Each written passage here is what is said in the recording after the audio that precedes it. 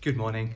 I'd like to give a quick update on Bitcoin on the back of ARK Invest's recent online publication, Building and Scaling Bitcoin, which I believe they'll do every month.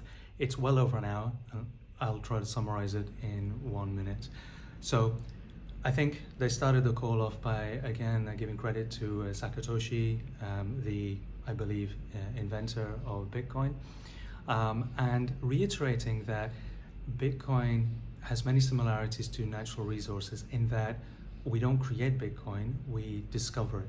I mean, so there's a limited stock. It's like they liken it to, gold or platinum or whatever element, and we discover it. So that's quite an interesting perspective that I caught from there. It's being adopted. It's volatile. Yes, they mentioned that, and it's digitally native. It's infinitely divisible. I'm just trying to capture what I got from it, so apologies for any mistakes. And I really liked Cathie Wood's definition, and she came across and said, it's the first global, digital, private, rules-based monetary system in history.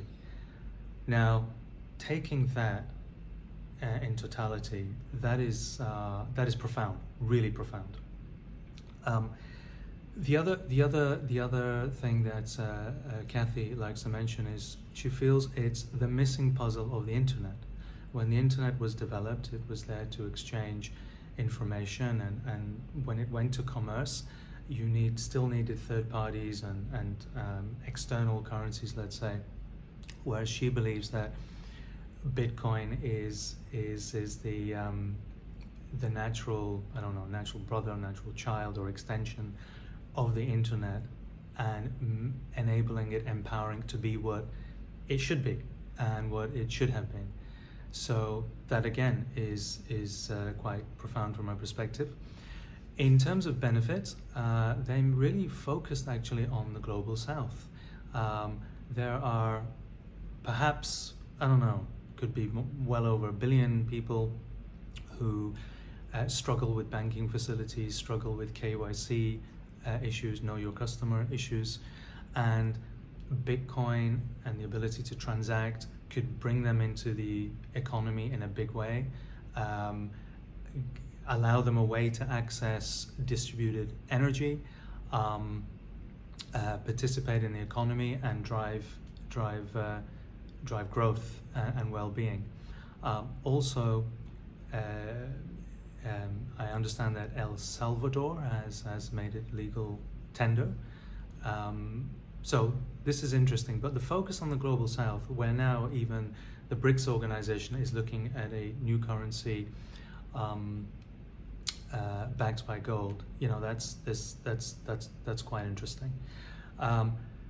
The overall, let's say, benefit effectiveness should be seen in the velocity and efficiency of transactions. Again, Cathie's an economist, so she speaks in these terms, which again should drive growth, productivity improvements, etc.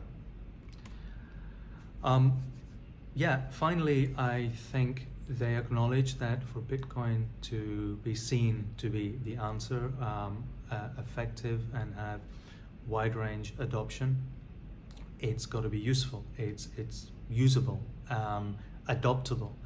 So hence they fully acknowledge that payment systems need to be developed, and they did reference Jack Dorsey's block, which I understand is developing both software/hardware payment systems to enable Bitcoin. In the future, outside of this broadcast, ARK Invest already has a base case Bitcoin forecast of around US dollars 600,000 by 2030, base case. And there are other commentators all over the net, some well-known people who are really bullish on Bitcoin and say they're stocking up and believe from next year they'll see that ramp upwards. Finally, Cathie sort of hinted that success of Bitcoin should be seen in the future where you, relative to other currencies and dollars, because of the limited stock, the value of Bitcoin goes up and the value of, let's say, the US dollar goes down, and that will demonstrate its usefulness as a asset, monetary system, currency. I mean, this has far-reaching consequences in my view, if they could make it happen. But I still think there's a long way to go.